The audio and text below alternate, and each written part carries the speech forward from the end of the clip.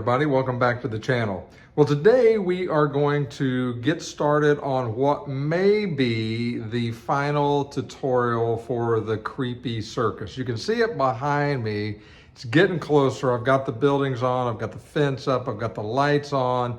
I'm going to cut the dowel rods today to make the light poles, and we're going to put some circus lights above the circus, I think, and I'll show you how I'm going to put those into the vignette into the base so they don't wallow out over time, and hopefully this will last for a while. So we're going to get to that. We're going to do some detailing. We're going to do a little bit of painting on those light poles, and then start really putting the details on the fence, the details into the scene, and then we'll set it all up and see how it looks. So with that, let's jump right in, and let me show you how how I plan on putting those dowel rods into the diorama.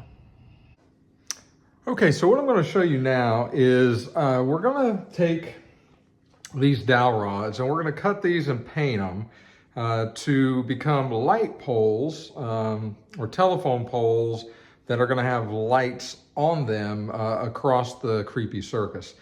My fear is if I just put these down into the foam, at some point they're going to wallow out, especially if I'm pulling lights tight or taut.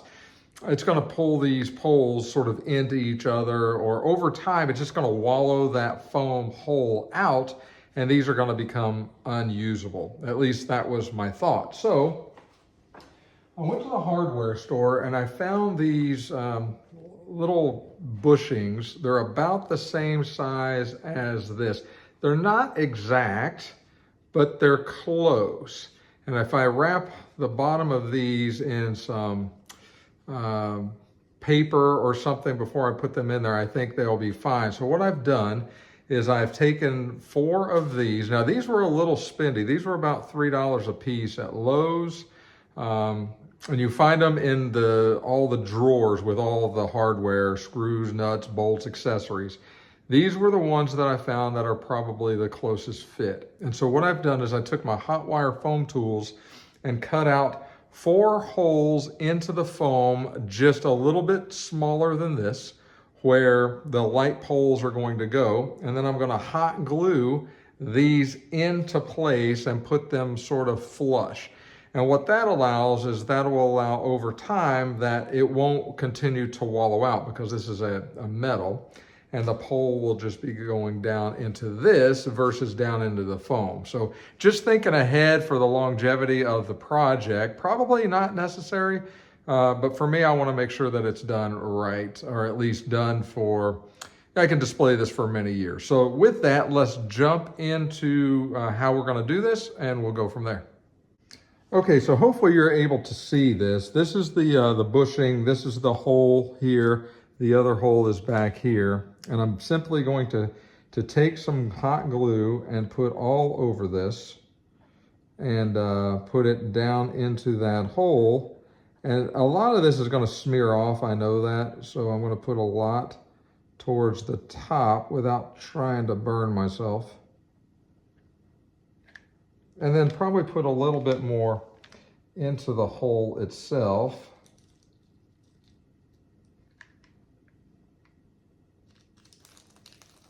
All right, now,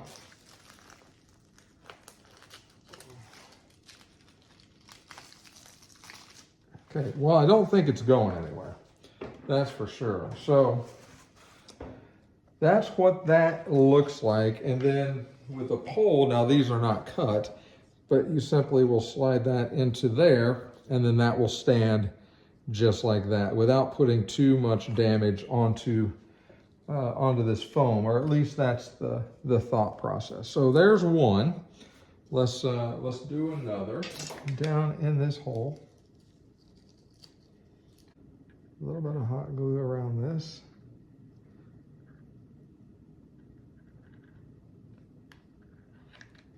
Okay. And here we go.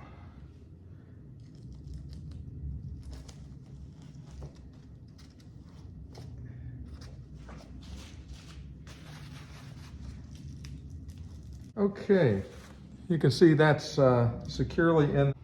Okay, so hopefully that all made sense. And I went out in the garage and I cut these down with a knife or a saw rather.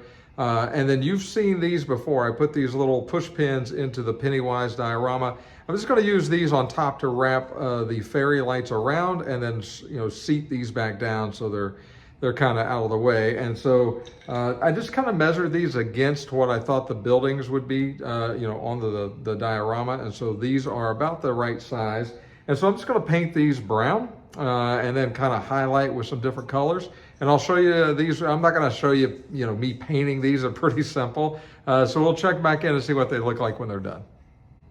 Okay, so the poles are dry, and this is kind of what they look like painted. It's not rocket science. I painted them a dark brown first, a couple of coats, and let that dry. This is Craft Smart acrylic craft paint, and then I painted them something called like a toffee color, which is sort of this color, just kind of more than dry brushed it on, but you can still see some of the dark colors through it. It's about as good as it's going to get. Their poles are not going to be too noticeable, but those are ready to go in, and then I'll show you how I'm going to put them in. I'll have to put some toothpick shims in to keep them from flopping around, and I'll show you that here in a moment. Let me show you what I'm doing. Actually, I'll take you over there and I'll show you how we're going to put these in. Okay, so I've got one of the poles out. I've got some toothpicks that we're going to use to lay out as shims, and then you can see the receptacle here of what that looks like once it's dried and in place.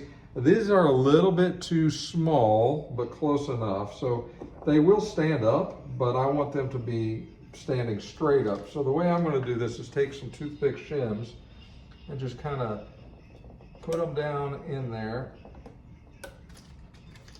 to about like that, just like you would expect a shim to go in, and then kind of break those off.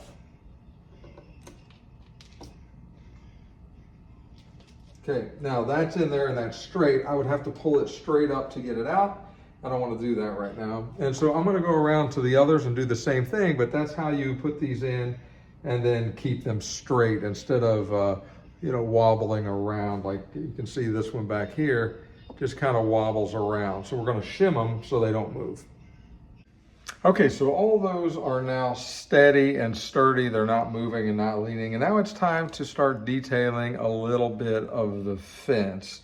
And what I mean by that is we've got these Circus posters that I used, I found on Google, just printed them out on printer paper, sized them into a PowerPoint slide to where I thought they would look good, and then used an X-Acto or a sliding cutter to cut them out. And so now all we're going to do is take some tacky glue and coat the back of those, or coat the fence where they're going to go, and then stick them on there. It's as simple as that for some miniature circus posters. But before we do that, I want to make sure we know exactly where they're going to go. So let me show you how we're going to do that. Okay, so I put the fence back in just to see what you can see, and so you don't put a poster behind a building or behind a pole where you can't see it. You want to be able to see it. So I know that I can get away with putting a poster anywhere from about 10 slats down this way. And then again, probably all the way up to this post, probably about 15 slats that way. So pretty good idea of where I can put a poster there. And then this comes all the way down, so I can put a poster at the very end of this. So I can put at least 3 posters onto this particular frame. And so this is how, let me adjust the camera and I'll show you how we're going to do this. Okay, so I know that I can put a poster, and I'm going to select a poster. I'll take this one. A little bit of sticky glue onto the back of this poster.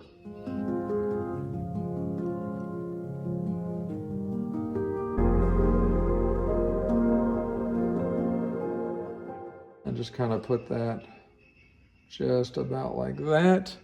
Let it just sit there and cure and dry. And that's how that circus poster is going to go.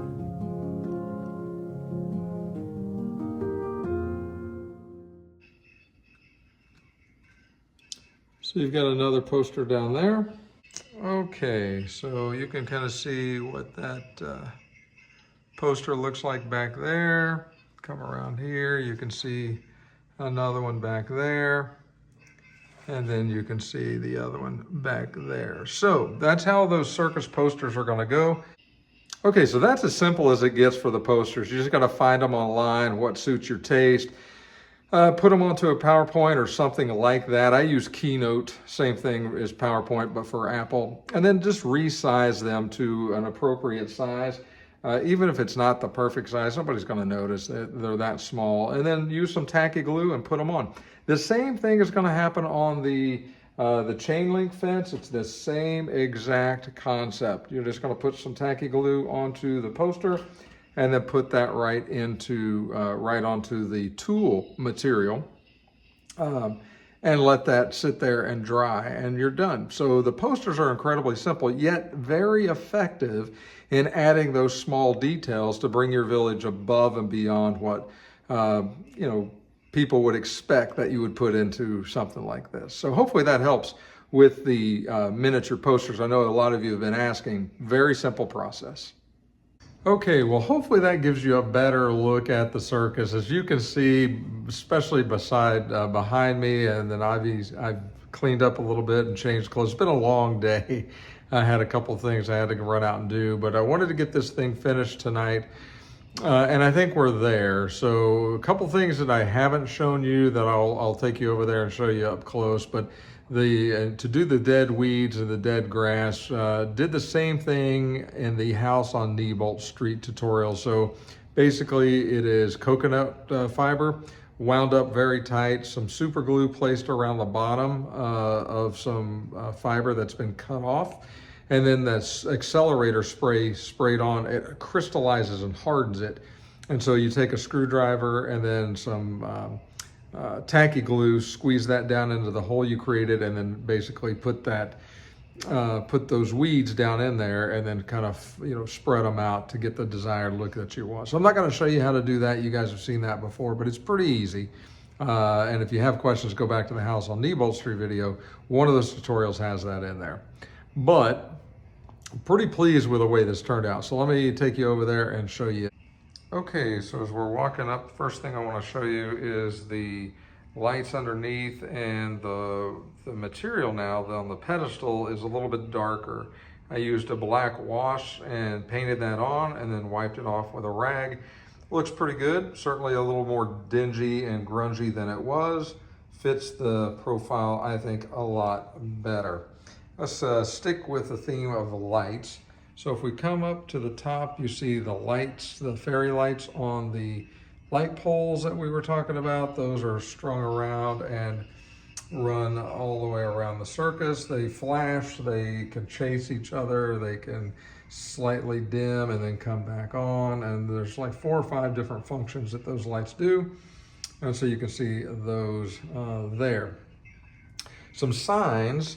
A couple signs. One, these signs in the front kind of show you the acts that are going to be kind of playing during the venue here during the circus, and so that's kind of out front to kind of help you to see what's going on. You've got signs on the chain link fence to show the circus all the way around, and then also onto the side of the wall over here. You saw the signs in the back. We put those on earlier. Those turned out pretty nice. And then I think my favorite of all the signs is this one that is onto the pole here. It shows where the circus is at, the dates, and then a special guest appearance because of the location. If you look in the back there, you can see you've got a special guest for this circus here. So, and then we come back out to the sign, and so that's a pretty cool looking sign, at least in my opinion, there on that pole. And then as we enter the circus, you've got your sideshows, you've got the people kind of out into the circus, you've got some other clowns, the shooting gallery, and it all kind of fits into this venue here.